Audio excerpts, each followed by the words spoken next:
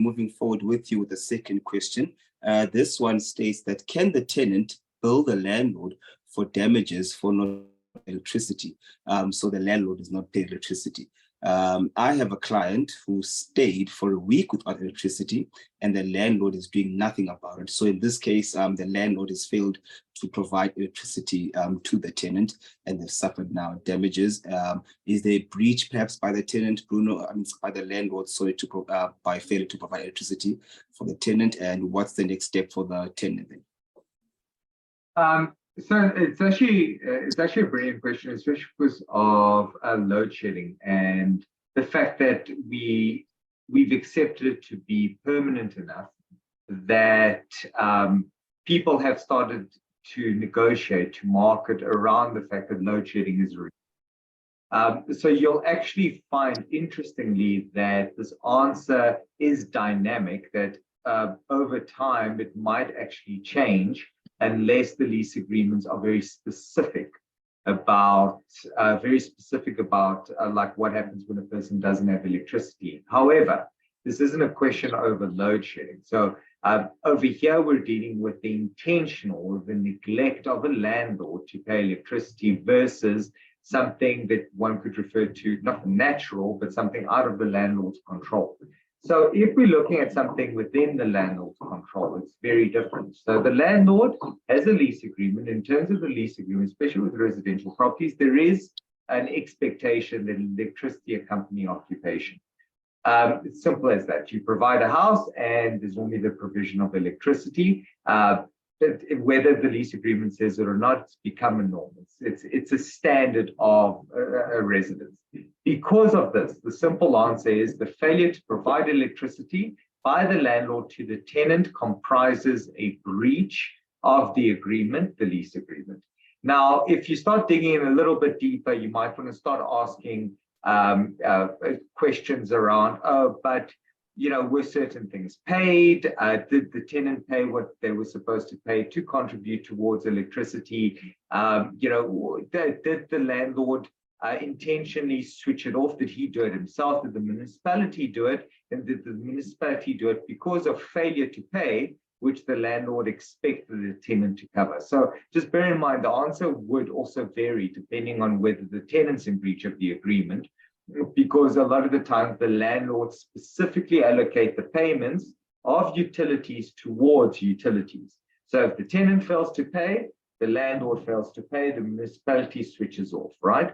But let's hypothetically, in this example, because it didn't sound like the tenant was at fault, if the tenant paid everything they were supposed to pay, the landlord somehow fell into arrears and failed to pay the municipality. The municipality did lawfully disconnect the power because it's in arrears. So you can't go after the municipality and you can't insist that the municipality switch it back on. Can a person claim damages? Absolutely. It's the damages that one would claim due to a breach of a lease agreement. So obviously the first damages that come to mind are the normal ones, food going off and that sort of thing.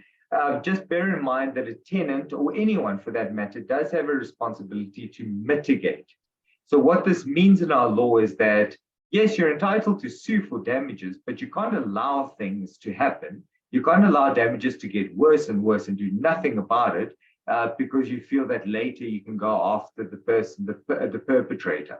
So for example, if the power's off and you're leaving things in the fridge for a hell of a long time and you're not doing anything about it, then you might carry some level of responsibility that you should have probably acted sooner rather than later. Another example or things to consider is a tenant entitled? Is the supply of electricity material enough that a tenant is entitled to go find alternative accommodation for the short-term period? That's also an interesting question because it's based on a case-by-case basis. One could say that for one evening without electricity, it would probably be unfair or unreasonable for a tenant to go stay somewhere else. But if you're looking at multiple consecutive days, I would easily argue that the tenant is entitled because he's not getting use of enjoyment over the property and the electricity component being a material component of the lease. So to answer the question, short damages, absolutely. The extent of damages would depend, but you'd probably be able to get everything that you suffered because of this. But there are underlying questions that one might need to answer before you get a definite yes or no. Yeah, absolutely. Yeah. Yeah, I think from my side, I just want to add, because there's understanding damages in South African law is something that I think people need to understand more about, because a lot of people, when you see these, legal shows, okay, or if you have a basic knowledge of the American system for damages, it's a very different system to what happens in South Africa. So the most important thing for South African law is, when you want to claim damages, it needs to be a demonstrable and provable damage that you have suffered in the circumstances. So there's no such thing, in foreign jurisdictions, we have damages for, reputational harm, and people claim millions and billions. It's not really a feasible thing in South African law. You need a demonstrable, provable amount. So actually, Bruno, I love the example you gave of, if I've got to go stay at a hotel now, because I can't use the property for a week period or whatever, that's a demonstrable damage that you've suffered in the circumstances where you can say, well, I had to stay at a hotel. This is my bill per night over 7 nights. That's the damage that I've suffered. It's a beautiful example of what might be claimed. And I mean, it opens that door. And I mean, we've faced this so many times. And again, it comes down to mitigation, because then you get the guys taking advantage and going to stay at a very expensive hotel that in no way is measurable against the accommodation they used to have. And again, it goes back down to that. This isn't one of those, slip and fall in America, and all of a sudden now, because you cried a little too hard, you get millions and millions and millions worth of damages. Here, it would be the hotel bill. And even that is going to be questionable, because did it have to be that hotel? Could it have been something of reasonable standard compared to where you're living? Sure, if you're living at a 15 million rand house and you're used to a specific lifestyle, technically in my mind, something similar, you'd be able to claim like a hotel bill. But if you're staying whatever in a little granny flat, and that evening all of a sudden you go big and you go Tsogo Sun, and here you go, it's penthouse, that's never going to fly. Yeah. Absolutely. So thank you very much, gentlemen, for today's episode and answers.